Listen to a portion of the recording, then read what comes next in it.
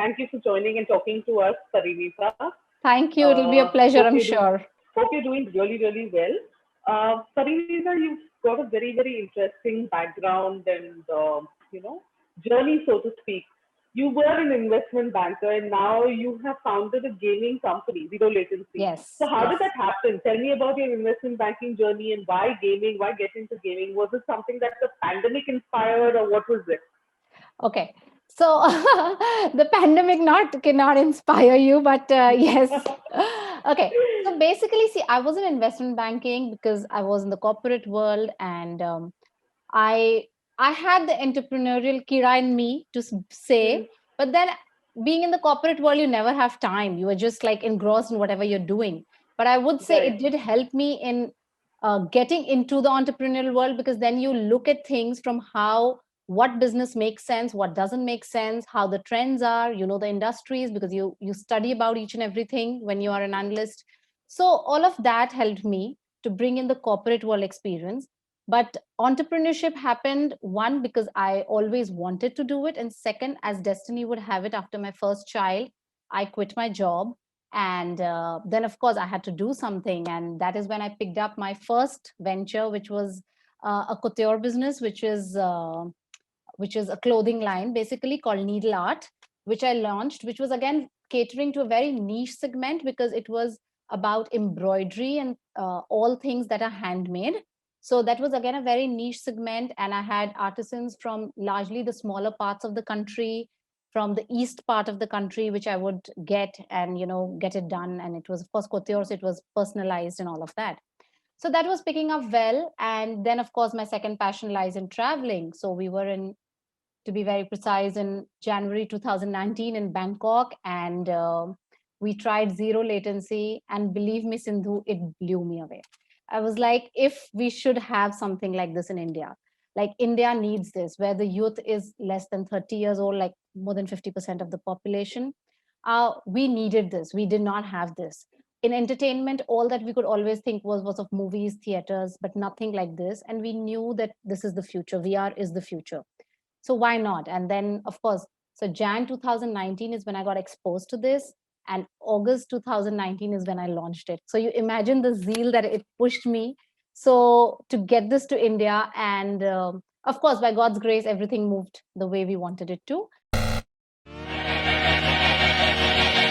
It's the classic, it's classical gold art.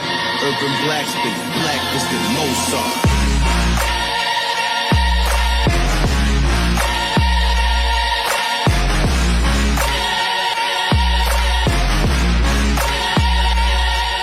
And yes, so that's how I moved, because I understood the industry. I understood how the financials will work.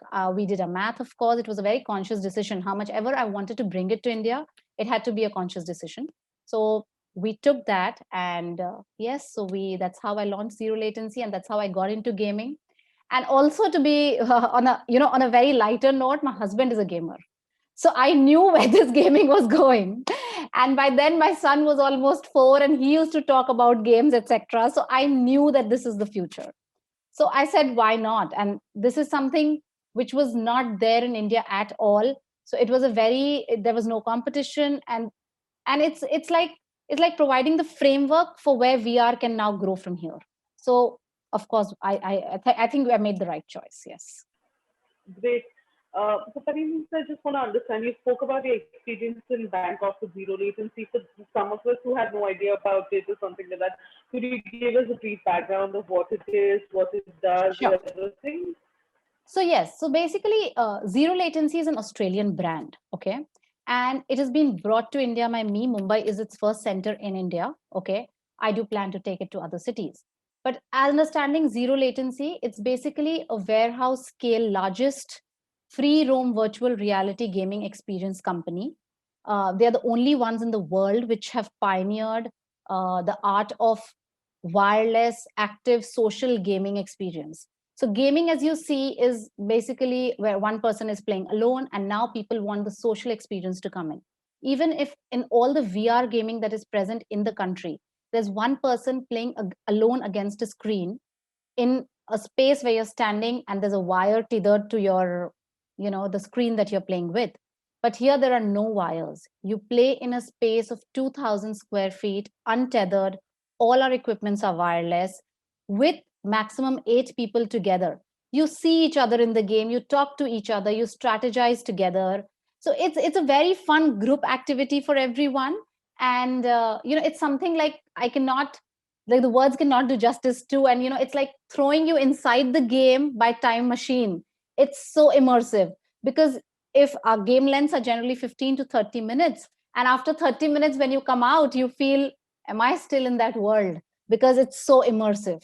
So there are different themes on which you can choose the games, and all are patented games by Zero Latency. There are no common games which you can play, but that's how it is. There are new games, and now Zero Latency is also partnering with one of the world's largest gaming company, Ubisoft, if you know of it and heard of it. So that's where it's going to go. So, and Zero Latency is a very futuristic company, and the technology is very futuristic, which will definitely revolutionize the gaming experience in India, at least. Yes. So tell me the process of setting up. What were the challenges that you faced? How did you go about it? Can you tell me a little bit about setting up Zero Latency in Mumbai? Sure. And this was August 2019. So within a few months, there was even the lockdown. So how are you? Can you get it? Tell me a little bit on how this is going to work today. How did you set it up, and how it's going to work today? Sure. So, how this works is basically, it was a very exciting concept to bring into India. Like I told you, it was so new that I was blown away. So I knew what I was getting to India, but to explain it to people was very challenging. To start with the challenges that I faced, a simple thing as finding a place was very difficult because it has a few technical requirements. Now, meeting those technical requirements in a place like Bombay, where place is so much like available for commercial, but to find it in the hub of the town and find a place which is like 2,000 square feet pillarless, no.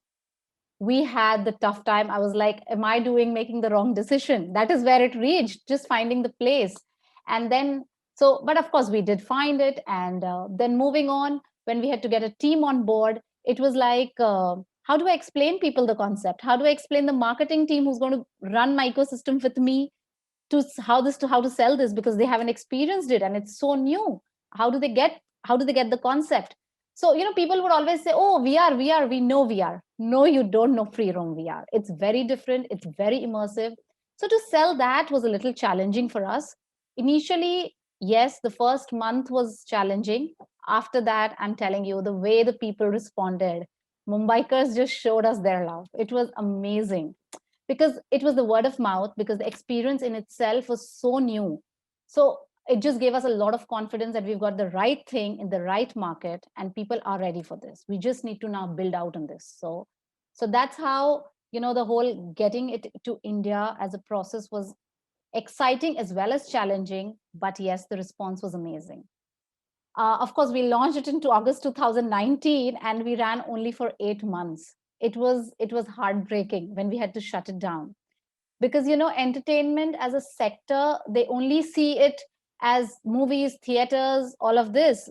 Gaming, they don't count, so they don't actually give you a chance to come up and speak that no, we follow all sanitization protocols even before COVID. So for instance, we have a backpack and a full-size gun for our games. Sindhu, each and everything is sanitized after every game play, and you play only in smaller groups of 8. So there could be a social bubble which is very easily created and there is no chance of spread or whatever. But then we did not have a voice to say anything. We were just like shut, and it's shut. So after the pandemic, yes, it's been a little challenging, yes. But to tell you, even after the pandemic, we have had stars coming in. After we again opened in December when the government allowed us. We were open only for like 3 or 4 months again until March. And again, we had the people coming in. Again, the same groups were coming in. Again, birthday parties were held. So it just shows us that, yes, everyone's ready for it. It's just the time which is not ready for it. We need help. And if people support us, we can be back on our foot again. Speaking of the pandemic, it's also pushed gaming as a sector. Like yes. Individual gaming, group gaming, that's online right. gaming as a sector has pushed it further. How do you see that for VR, the VR segment, and for something like Zero Latency, which is like a gaming space per se? Yes. So, see, there are two ways to go about it. One is, yes, gaming has received a push because in COVID-19, people were stuck at home.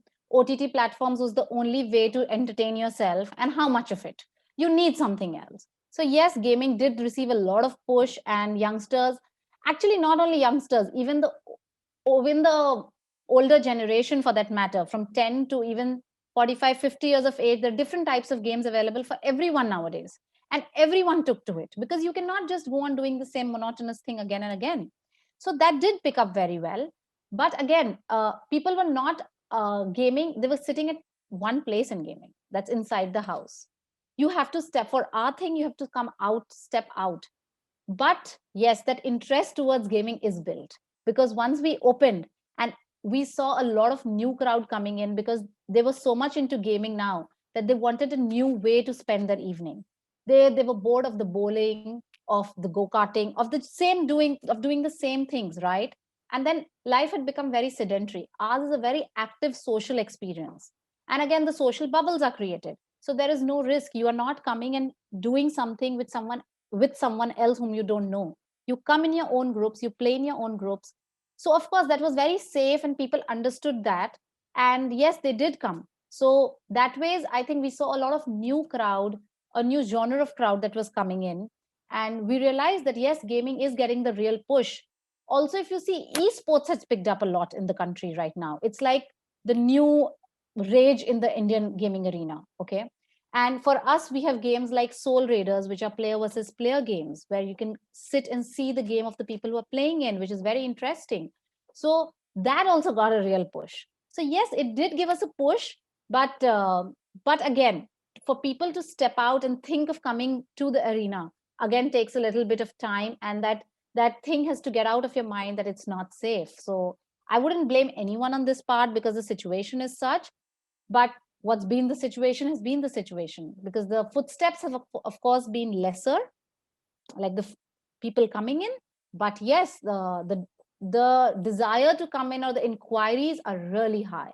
So it's just that when things normalize, I assume we can get back on our feet, but of course we do need support. Right. Could you give me a little bit on numbers in the sense of, how what were the footfalls like pre-COVID in the 8 months that you were operational pre-COVID, and how much is it now post-COVID? So I would say, in terms of the footfall, there has been like a decline of almost 50%. So post COVID.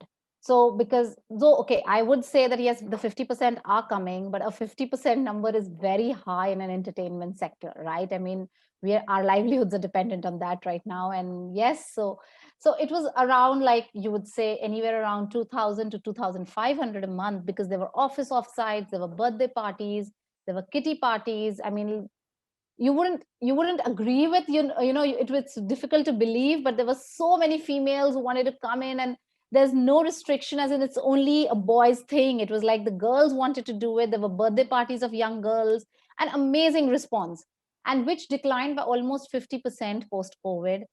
In the good months, that's Jan and Feb, when the numbers were decreasing and people were starting to step out, etc.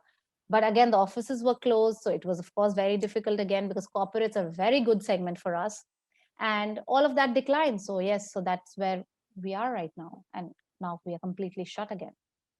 So it takes a lot of push to get back to that 50%. It's not that we opened and the first day you had this kind of crowd. It took time and rhythm to build it up, and then again, it just, the whole thing died down, and then again you were just asked to close down without seeing how things work and how situations are, and then yeah, you're there where you started from. Yeah. So how are you coping then as a business? How do you cope as a business? How do you work around these challenges? I know you've been a founder and an investment banker, but I know this sounds so cliched, but this is such an unprecedented time. So I It just wanted is. to get a So sense of how you're managing that. so Sindhu, see, frankly, like I told you, the 8 months were above our expectation from the launch. So we were very, like I told you, I brought an experience from every segment.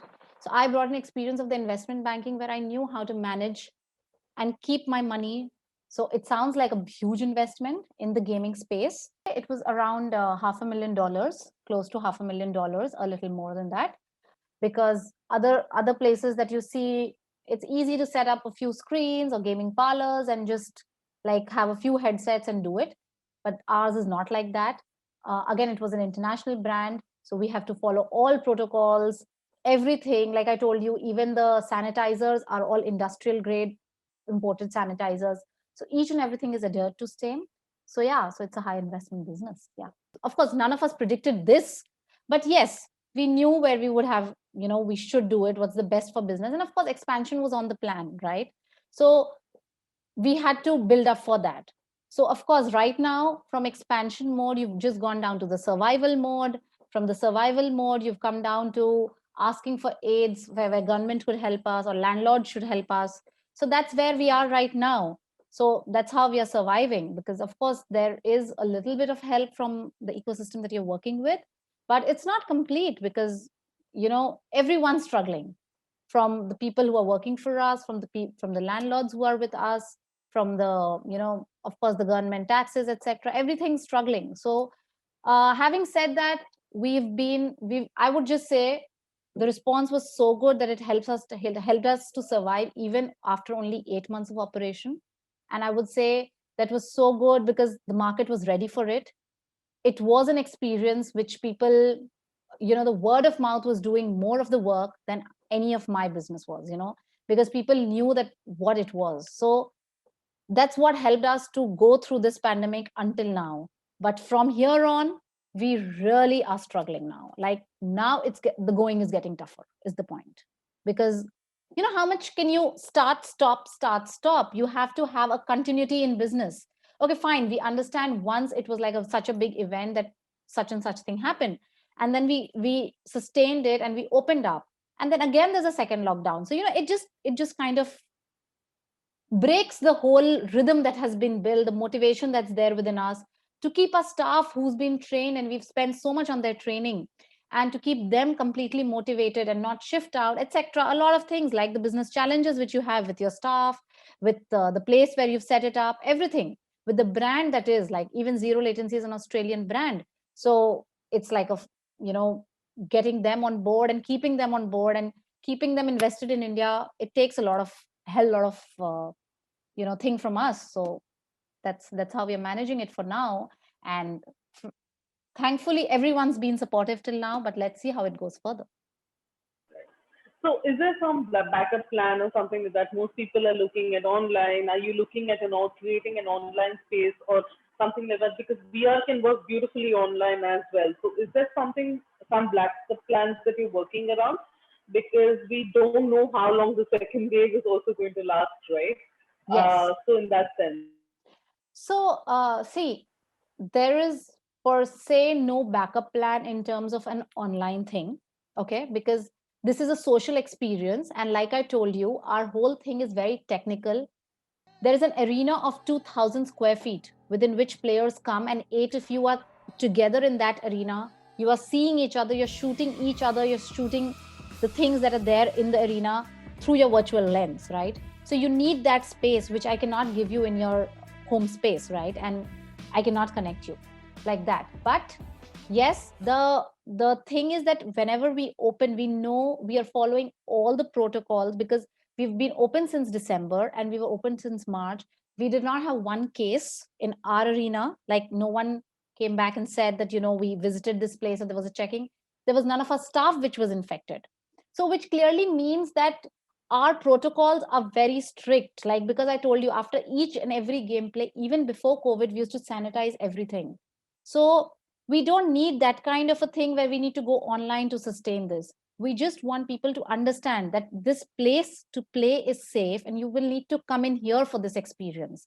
That's what is about this experience, that we cannot take this to your home. It's not something which you can play on your mobile or your VR headset at home, because our VR headsets and our technology is very futuristic. It is the most advanced, which are not available for use at your home, okay? Because our backpacks, which contain a computer which you carry around, there's a the headset is HP Reverb headsets, which are the latest by HP, which is not available for an individual use sale. It's all industrial grade use, okay? Even the sanitizers that we use are imported from Australia, and they're all industrial grade sanitizers. So it might sound very cliche that I'm trying to, sell the brand just by the name of Australia, but no, that's the quality we offer. And that's how a product is. Like, it's a very strong product, which otherwise, if you see in the market, there'll be many VR spaces open. Okay. And frankly, Sindhu, I mean, it's not easy to survive with a very normal product in this market and just sustain, because ours was a product which was completely outstanding and very unique. So that is why people wanted to come and do this in spite of knowing what VR is and what they could do at their homes. But no, people come to our arena still, even after the pandemic. Even between the pandemic, we used to get calls like, are you guys open? Can we just come and have a gameplay? And you believe, like, people like MS Dhoni, Arjun Rampal have all been to our arena just by themselves. Like, they've come, even Sunny Leone wanted to come. Of course, the pandemic happened after that. So these kind of personalities, if who travel the world, if they still want to come and, play it here, or it's not that they cannot have a VR headset at home. So you imagine the product that it is, it's so unique. So it's not something which I can make, which I can put it inside your house. You will have to come to my place. But all that we are practicing right now is to educate the customer that this is an absolutely safe place. We follow all protocols. This is just like, you come and play in smaller groups. Whatever you touch is not going to be touched by anyone else before you sanitize it. So it's very safe. So that's what we are going to follow to sustain ourselves, rather than, I cannot shift this to your house, because that's not how it works. And if a company like, say, Ubisoft, which is one of the largest gaming companies in the world, is partnering with Zero Latency, and we are launching the new game Far Cry VR in June 2021. It's very big. Like, if you ask in the gaming space and all the gamers, they will know this, how big this is. So we want to be here in Mumbai. We want to expand this to other cities, but right now, survive. Yeah. Speaking of survival, we spoke a lot about the uniqueness of the product, and that's the reason, and that's your mode. Could you tell a little bit on the technicalities of the product? How does it work? What makes it so different? In possibly a little technical and layman terms, if you can. Sure. So like I told you, so basically this is free roam VR, where there is a backpack which carries a computer. There are harnesses which make it very comfortable so that you don't feel the weight of the backpack. Then there is a VR headset which you wear, which is again an HP Reverb headset, which is a very high grade headset, which has two cameras on its side, very small ones, of course. Then there is a Sennheiser headphone, which gives you a surround sound system complete effect, where you feel you're completely immersed in the world, with speakers, wherein you can talk to your teammates, you can see them, you can strategize together. Okay, that's how it goes. So these are three things. Then there's a Raptor, called a Raptor. There's a full size gun, okay, with which you shoot, and it's got the complete features of a gun, wherein you have a trigger, you have a place where you change the types of guns you have. So we brief you on all of this before sending you in the arena. So there's a 15-minute of briefing which goes in before every experience. Okay, and there's a briefing room where we put you on with all these equipments. We explain you each equipment, how it works, and then you go into the arena. We're in an arena of 2,000 square feet. It's completely covered with, floor mappings, like a graph, which will look very weird to you because it's like zigzags and straight lines, but that's the graph we follow, which is sensed by the cameras. And then you are in that world. You will not collide with any of the walls or your teammates, because the sensors are so strong that the moment you come close to your teammate, it starts signaling you that, you're close, please step back. You're close to a wall, please step back. And in spite of that, because it's so immersive, we don't blame you if you fail to hear that, because there's a surround sound. So there's already a lot of sound of the game. So if you don't hear that and you're going to clash into the wall, the game will stop in 5 seconds, for 5 seconds. And then the game masters will come and they'll remove you and they'll take you back to your own position so that you don't collide. So that's the high grade technology that we have at every step, from beginning from like donning you, beginning from the equipments to everything, like from the end of the game, even after the game, you come out of the game room, all equipments are removed. There's a complete scoreboard that we have, where a team score is there, then an individual score is there within the team. Each score has a detailed thing of how many headshots you did, how you shot, and which goes on your email. So it's a very, very high end thing that's there. Even for example, I mean, say if you're playing a game, there we have both shooting and non-shooting games. So even in a non-shooting game, they count the steps that you take. So that's how you're scored. So the technology is very, very high end. It's like very futuristic, and it's it is a very big revolution in the gaming industry. That is how, also while interacting with the company Zero Latency, you will realize how technology is their focus to bring the latest. Of course, it's not their Zero Latency, like I told you, is the world's leading brand for this. So you can imagine how focused they are on technology, and no one has got it till now. Of course, I do believe maybe India could have it tomorrow, but this is a step ahead because we are already 2 years ahead in this technology. We launched in 2019, it's 2021, already nothing like this is there in India right now. So that's about it. Yeah. Were there any underlying challenges that you faced coming into a new segment? Considering that it's a completely different and new segment, I'm not talking about a woman or a man here, but I'm just Yes. asking about the segment, getting Yes. into a segment like this, which is so different Yes. from everything that So you've done. from that perspective, I would say yes, it was challenging. The reason being two perspectives. One is from the point of explaining the people how this concept works, and hearing that out from a woman. Here comes the woman part, where I would say, where we are talking, say, to say a person saying, I want to establish this gaming, say suppose just a broker, and I want to establish this gaming zone. So they would be like, yeah, okay, but do you play games? Dude, I don't need to play games to get the gaming. So I believe in the concept. So that is when people get taken aback and they don't believe in you. Even from working with our game masters, okay, for that matter, who all happen to be boys, but there is a girl too. So, and I was very particular that we should have a girl as a game master too, because I knew I was getting the gaming industry. I want this thing to get out of people's mind that gaming is only a boys thing. And I was really happy to see when gangs of girls used to come and play with their friends, and they wanted to do this, because yes, it is dominated. It is, see, that like how people used to first associate maths with easier with boys, and girls don't understand maths. Initially people would behave like that, but no, like how we all proved to go to IITs, IIMs, the same way gaming was seen like that. Yes, but now I think after Zero Latency, no, I think everyone's coming in.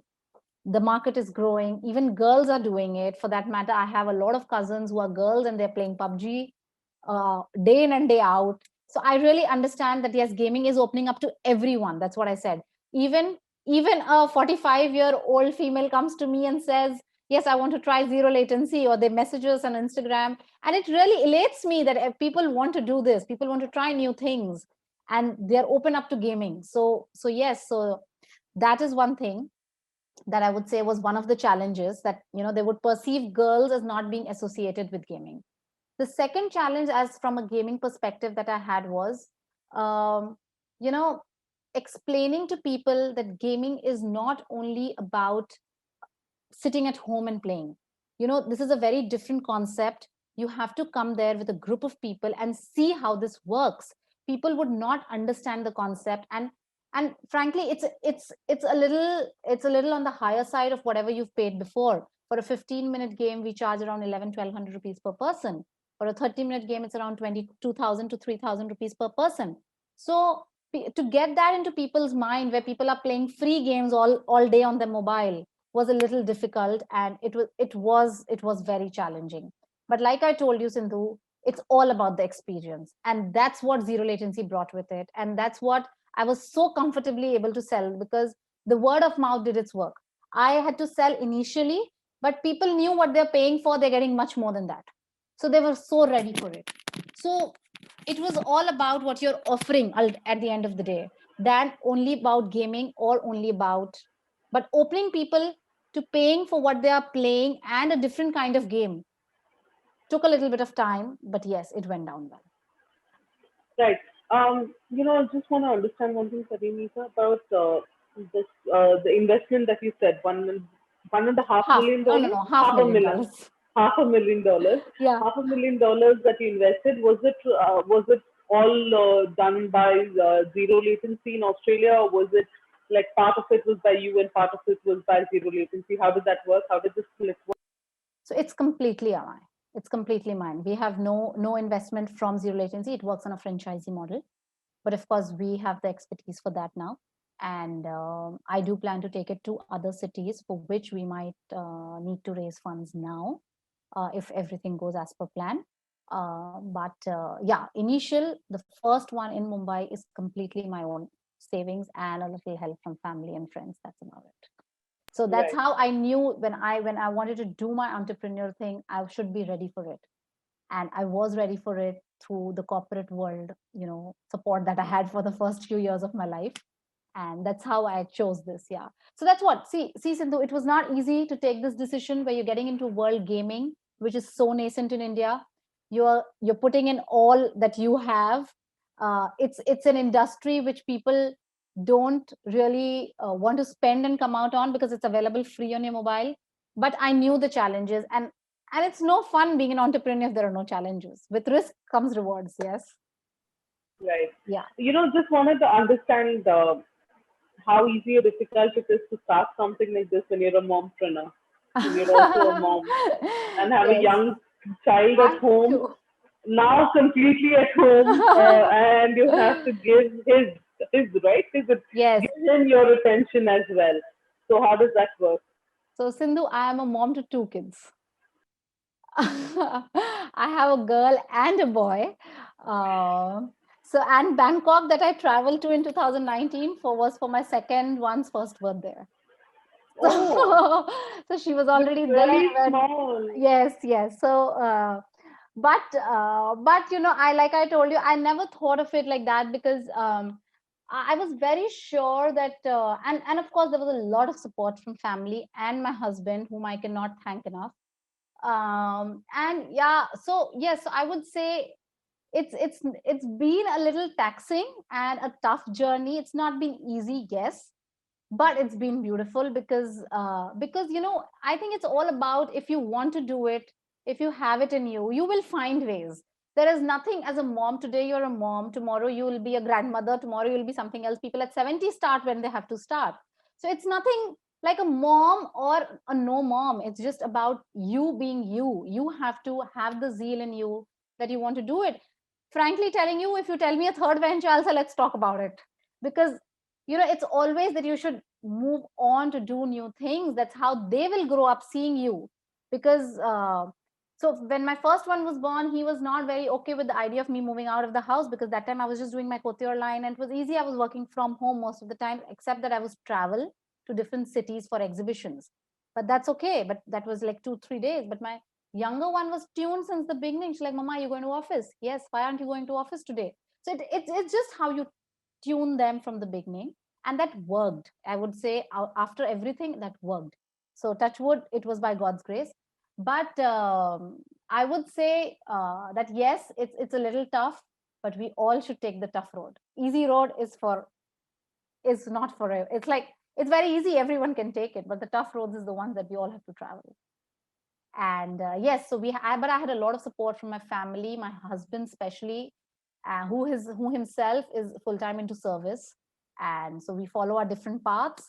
But again, we were very sure that we have to do this, and everything worked in the right way. And of course, Mumbai as a city has given us a lot, because the crowd was right, the place was right, Lower Parel.